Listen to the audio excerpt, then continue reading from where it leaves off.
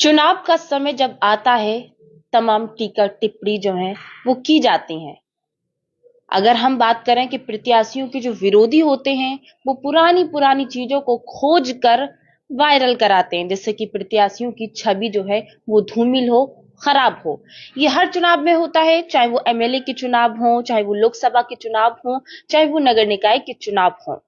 आपको बता दें कि मैं जनता से हमेशा यही अपील करती हूं कि अपना जो मत है, जो वोट है, इस तरह से दें, सारी चीजों को प्रत्याशी को देख कर, परख कर और निष्पक्ष होकर, निर्भीक होकर, ताकि आप उस प्रत्याशी को 5 साल तक बरतेंगे। आप उसकी अच्छाइयों को देखें, आप उसकी बुराइयों को देखें, और अगर आपने उसको 5 साल पहले बरता है तो दोबारा भी मैं यही अपील करूंगी कि उसी प्रत्याशी को आप वोट करें। ये मैं किसी से अपील नहीं कर रही, लेकिन जनता को सिर्फ और सिर्फ एक आह्वान कर रही हूं। तो आपको बता दें, बीते कुछ दिन पहले एक वीडियो वायरल हो रहा है, और एक वीडियो वायरल हो रहा है भारतीय जनता पार्टी के निवर्तमान उप सभापति योगेश संखवार का, जिसमें वो ये बोल रहे हैं कि हमें ठाकुर और पंडितों का वोट नहीं चाहिए।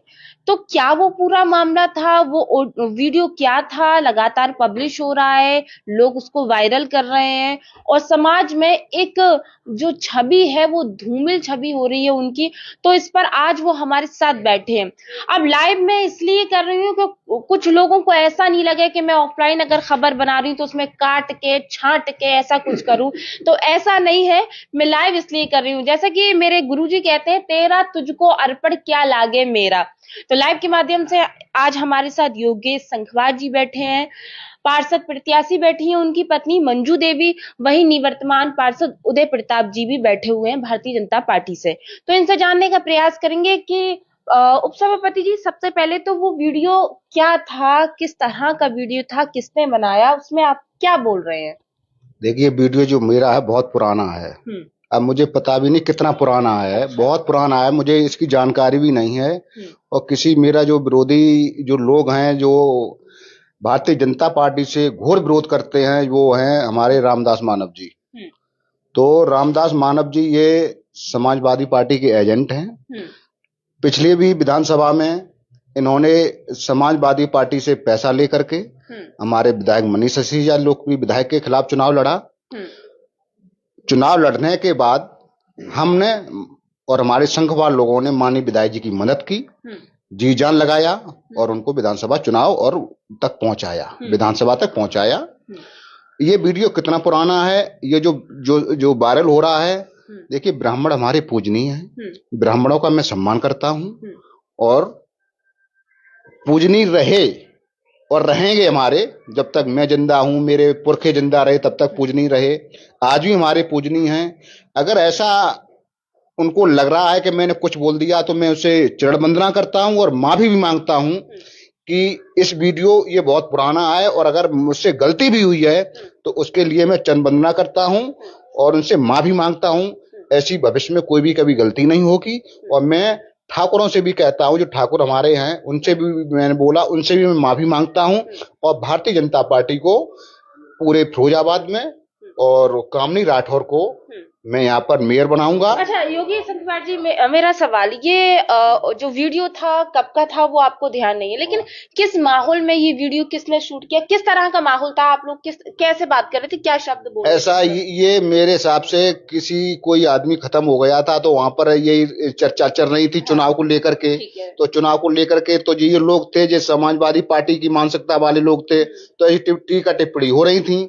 तो उन्होंने कही तुम्हें ब्राह्मण वोट नहीं देता है, जे वोट नहीं देता है, एससी को मैंने कही, फिर ऐसी कोई बात चलने लगी है। अब ये किसी कहीं मरघटी की बात है, और ये रामदास मानव जी ने इस वीडियो को कैच कर लिया था और वो ही उन्होंने जाकर के आज मीडिया में दे दिया चुनाव है, क्योंकि भारतीय जनता पार्टी की छवि खराब करने के लिए, मेरी छवि खराब करने के लिए, और उनका जो मकसद रहता है तो भारतीय जनता पार्टी की सदैव छवि खराब करना रहता है। तो मेरा यही ब्राह्मणों से और ठाकुरों से निवेदन है कि इस वीडियो पर बिल्कुल न जाएं, और अगर उनको ठेस कोई पहुंचे उसके लिए मैं माफी मांगता हूं। ये जब आप बैठे थे वहां पर, तो आपके मित्र बैठे थे या समाज के लोग थे, या कौन कौन लोग थे जिस वक्त ये वीडियो शूट किया गया, या आप लोग किस तरह की बातें कर रहे थे, मैं वो चीज जानना चाह रही हूँ।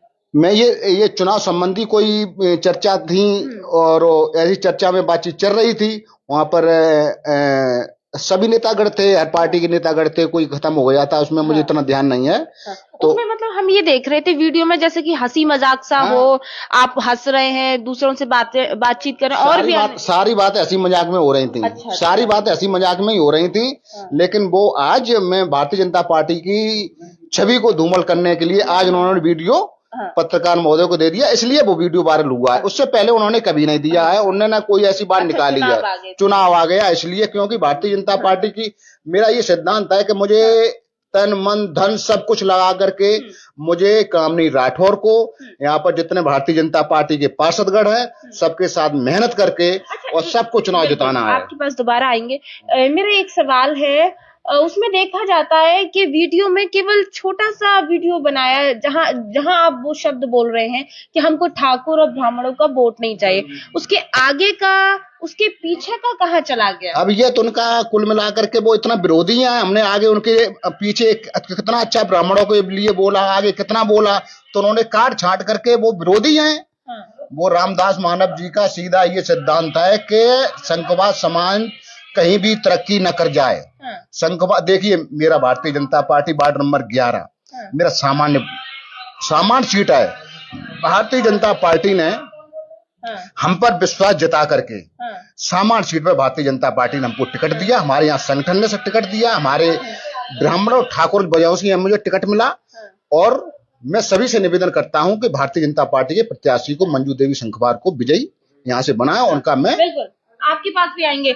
तो जो वीडियो है जिसमें योगेश संघवार जी हंसी मजाक, जो की वीडियो है अभी हम आपको दिखाएंगे लाइव के माध्यम से, वो वीडियो हमारे पास भी है, उसमें केवल हंसी मजाक के माध्यम से ये बातचीत चल रही थी, अपना पक्ष रखा।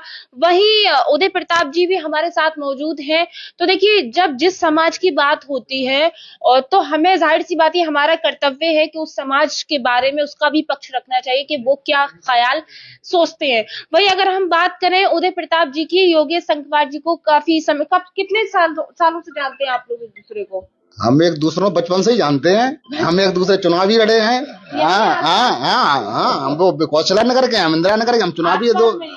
बिल्कुल, एक ही वार्ड के हैं जी, हमारे उपाध्यक्ष हैं पार्टी के।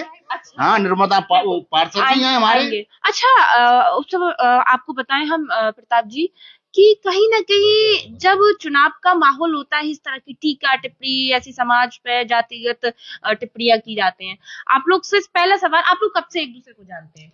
देखिए, योगेश जी इस वार्ड नंबर 11 में रहते हैं और मेरा निवास भी वार्ड नंबर 11 में। अच्छा।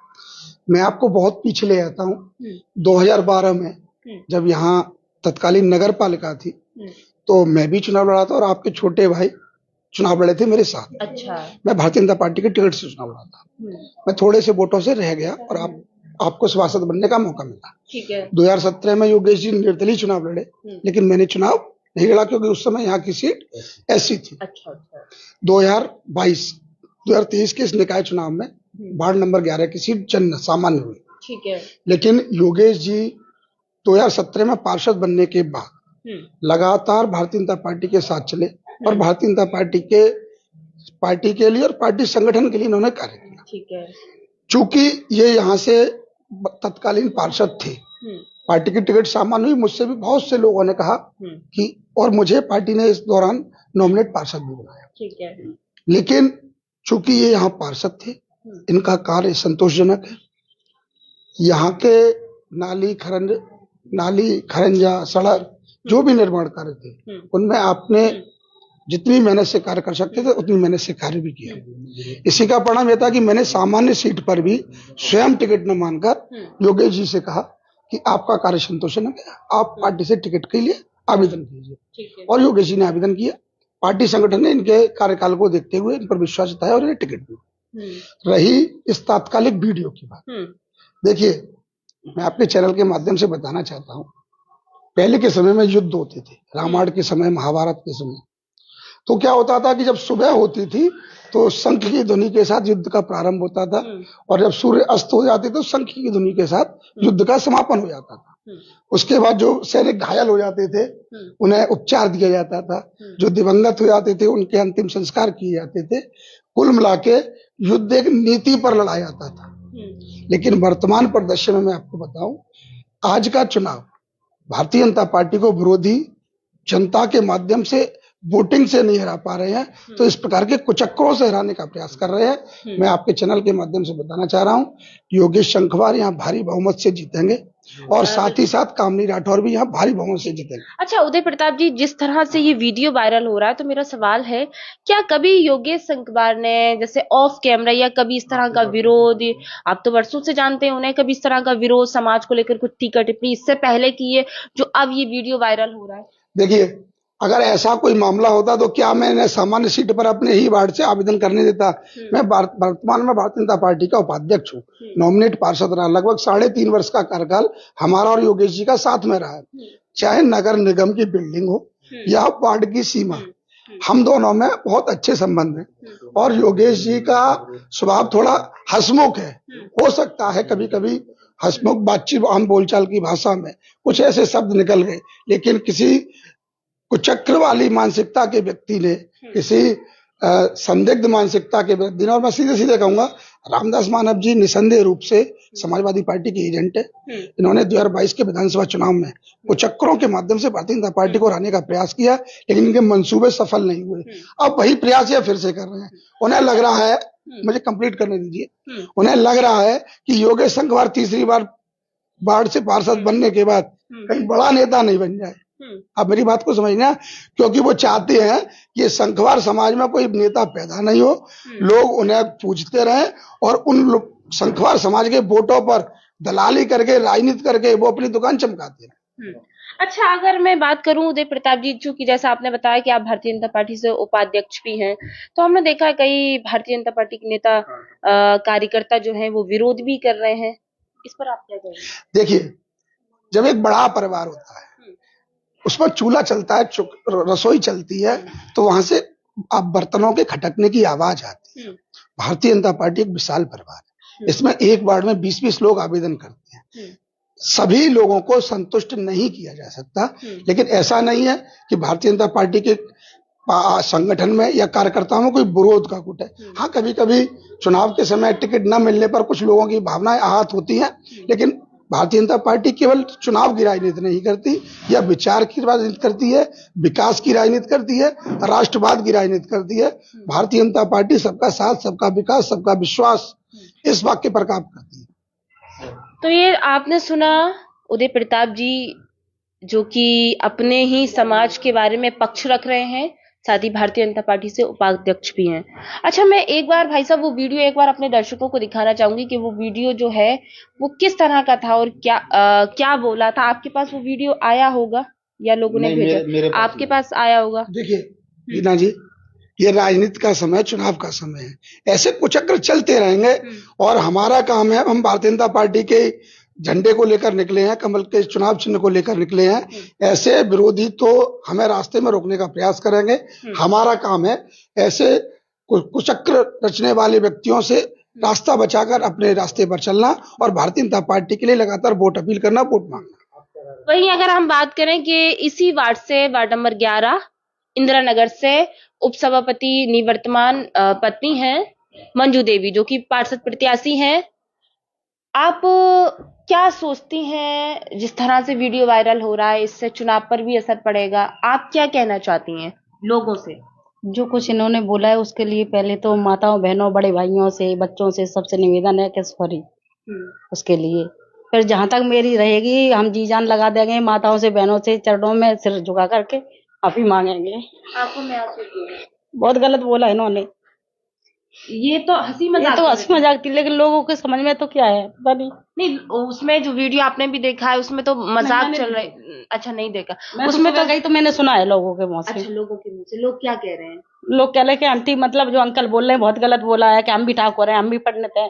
तो मैं वहाँ जाके माफी मांग के आई हूँ। अच्छा, माफी मांग कर आई। अच्छा, जानबूझकर तो नहीं बोला? नहीं, ये तो मजाक था, उसमें वीडियो में भी दिख रहा है। सबसे पहले तो मैं उसके लिए माफी सिर झुका करके मैं माफी मांगती हूँ। आज मैं सारे वार्ड में जाऊंगी, बिहारी नगर और इंदिरा नगर, सभी लोगों से माफी मांगूंगी मैं। जो गलती हुई उसके लिए माफी। उसका ही खंडन कर रहा हूँ मैं। बिल्कुल। तो ये तस्वीर देखी आपने कि आपको बता दें, मंजू देवी जो कि यहाँ से इसी वार्ड से पार्षद प्रत्याशी हैं, वही आपको मैं जी एक बात और कहना चाहूंगा रीना जी, देखिए गलती व्यक्ति से होती है और यदि वो व्यक्ति उस गलती को स्वीकार कर ले तो उसको क्षमा करना चाहिए। और निश्चित तौर पर एक पुराने वीडियो में यदि योगेश संखवार जी के कुछ शब्द गलत है तो ऐसे समय पर और योगेश संखवार जी और उनकी धर्मपत्नी जब हाथ जोड़ कर पैर छूकर सर्व समाज से माफी की अपील कर रही है, तो मेरा मानना यह है कि ऐसा कोई भी व्यक्ति नहीं है कि जो आपसे माफी मांगे और आपसे माफ ना करे। आप अपने समाज से क्या कहेंगे? मेरा तो निवेदन यह है कि भारतीय, मैं अपने, देखिए मैं कोई समाज का ठेकेदार नहीं हूँ, नहीं फिर भी एक मैं यहाँ बैठा हूँ तो भारतीय जनता पार्टी के उपाध्यक्ष होने के नाते योगेश संखवार मेरे प्रत्याशी हैं और निस्संदेह तौर पर भारतीय जनता पार्टी का कोई भी कार्यकर्ता किसी भी समाज के खिलाफ कभी कोई गलत शब्द ना बोल सकता है, ना बोलेगा, ऐसा मुझे विश्वास भी है और निश्चय भी है। लेकिन पार्टी साथ है योगेश संखवार, बिल्कुल 100%।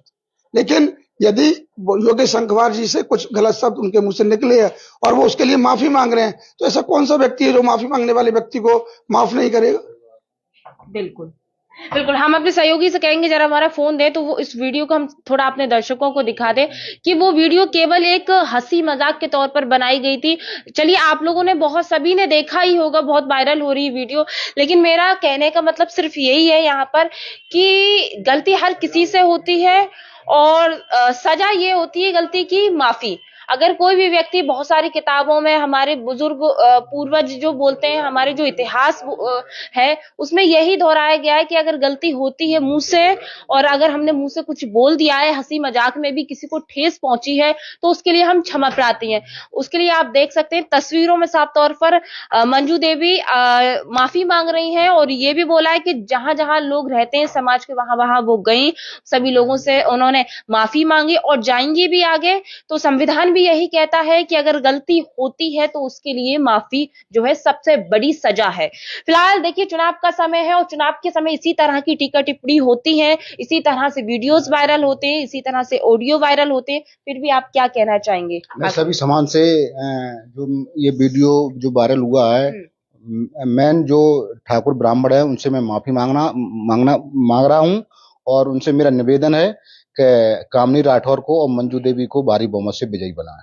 जी बिल्कुल, तो कहीं ना कहीं ठेस पहुंची है। जिस तरह से हंसी मजाक में, कभी कभी हंसी मजाक में भी इसी तरह के शब्द निकल जाते हैं जो लोगों को, हालांकि उसमें कुछ नहीं था, केवल एक हंसी मजाक थी। मैं फिर कहूंगी, दोहराऊंगी इस वीडियो को। फिलहाल ये तस्वीर हमने आपको दिखाई योगेश संखवार जी के घर की और मैं अपने दर्शकों से कहूंगी ये बिल्कुल लाइव था, इसमें कुछ काट छाट पीट ऐसा कुछ भी नहीं था। जो लोगों ने बोला वो हमने आपको दिखाया, जो वीडियो वायरल हो रहा है। और मैं मीडिया कर्मियों से भी ये अनुरोध करना चाहूंगी, मीडिया एक देश का चौथा स्तंभ है, हमें सारी चीजों को, हमारी कही हुई बात पे जनता भरोसा करती है, हमारे दिखाई हुई दृश्य पे जनता भरोसा करती है, तो हमें भी अपनी जिम्मेदारी को निभाना चाहिए और दोनों पक्षों को ही जनता के सामने पेश करना चाहिए, क्योंकि आप ही हैं, आपका ही कैमरा है इंसान को सही कर दे, आपका ही कैमरा है कि इंसान को गलत कर दे। तो मैं अपने मीडिया कर्मी भाइयों से भी यही अनुरोध करना चाहूंगी। फिलहाल ये वार्ड नंबर 11 की प्रत्याशी मंजू देवी थी, जिन्होंने, उनके पति ने कोई भी हंसी मजाक में शब्द बोला,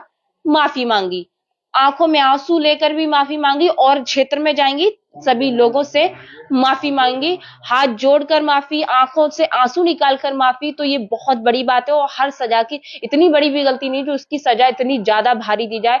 मुंह से बोला, मुंह से ही माफी मांगी। फिलहाल देखते रहे आर के टीवी। नमस्कार।